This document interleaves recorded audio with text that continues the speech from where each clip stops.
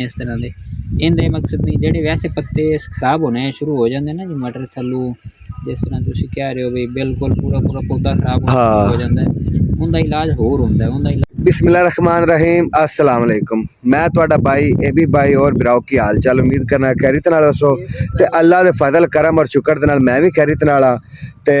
अज दा व्लॉग करने शुरू यार साडे हो गए मटर खराब ते भाई होरां नु सद्दा उन्होंने कराऊँ चेक उन्होंने पता नहीं थल्लू कोई बीमारी लग गई है इटू खट्टे जे हो गए स्पैशली भाई होरी आए हैं तो ये हूँ असं जाऊँ है उन्होंने जाके टेस्ट करने उन्होंने मसला की है इटू बिल्कुल खट्टे हो गए मतलब 2 एकड़ सी तो मतलब इटू जिवें कहने सुकने शुरू हो गए तो खट्टे हो गए तो जी पापड़ी है ना वो भी मतलब उत्ते सुकनी शुरू हो गई है भी उत्ते मतलब दाना नहीं बन रहा तो हुण असीं जाने फिलहाल कोई जायदा लेने उन्होंने की मसला है फिर बाई होरी दसणगे भी इनू तुसीं आ स्प्रे करो या इंदा फ्लड करो इवें गल है ना भाई होरी अपने नाल जावणगे ते ये दसणगे स्पैशली तौर ते आए हैं ते ये सन क्रॉप वालियां दे नाल लगे होए इवें गल है भाई हाँ जी ते ये अपने नाल जावणगे ये दसणगे भी उन्होंने की मसला है ते मोड़ अपन कोई उन्होंने स्प्रे दा हाल वगैरह दसणगे फिलहाल हम मटरां दे विच पहुंचे खड़े हैं तो विखास है तुहानूं नाल नाल भी उन्होंने मसला की हो गया मैंने लगता है कोई ब्लास्ट पै गया या फिर मैं पिछली वीडियो तुहानूं विखाया भी मैं गोबर पाया शायद उनकी वजह तो कोई जुलसाव आ गया हो पिछेतरा जुलसाव जिन्होंने आप कहने पता लग जाता हूँ भाई होरी नाल हैं की करते हैं तो की नहीं दसन फिलहाल भी इन्होंने मसला की है फिर इन्होंने जो फुल भी थोड़े लगे हैं क्योंकि जिवें फुल लगते हैं उवें नहीं लगे फुल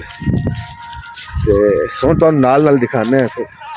हाँ जी वीवर यार वो भाई होरी कहते हैं भी इनू एक तो पानी नहीं ठीक लग्या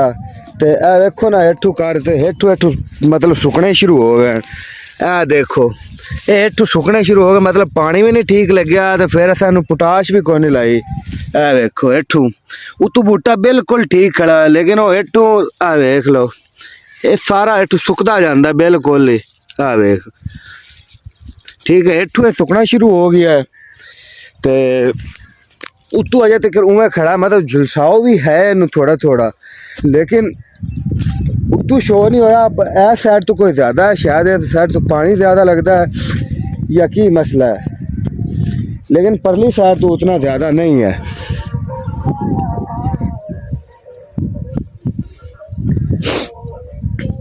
ए यार इतों तो उतू भी खट्टे हुए खड़े हैं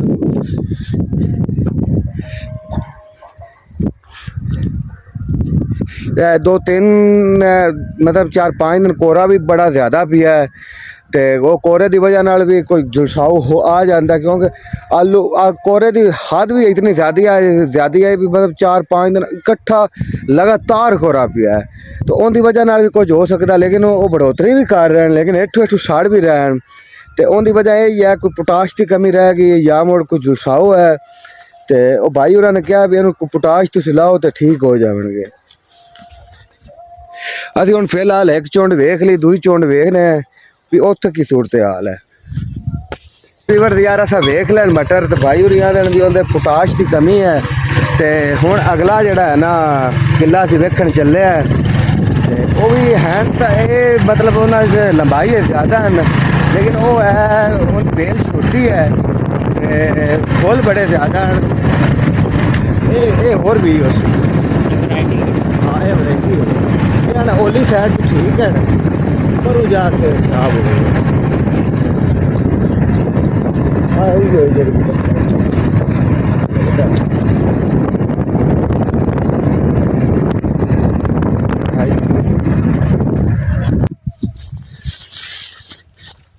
हाँ जी वीवर ए मटर मतलब होर वैरायटी दे हैं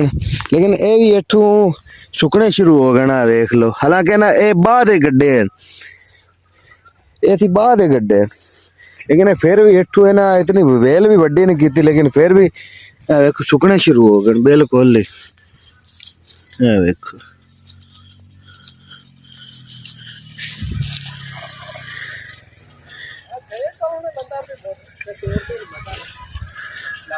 वालेकुम सलाम जी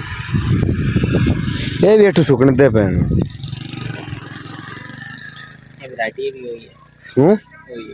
वही वैरायटी ये थोड़े लेट है नहीं उनके नाल हाँ हूँ तो फलियां लगिया खड़ियां ਭਾਈ ਨੇ ਦੋਵਾਂ ਕਿੱਲਿਆਂ ਦੀ ਜ਼ਰੂਰਤ ਹੈ पोटाश दी ਬਸ ਪਾਣੀ ਜਿਹੜਾ ਲਾਵੇ ਉਹ ਕਰਕੇ ਲਾਵੇ ओए मामू नु लाया सा बड़ा कुछ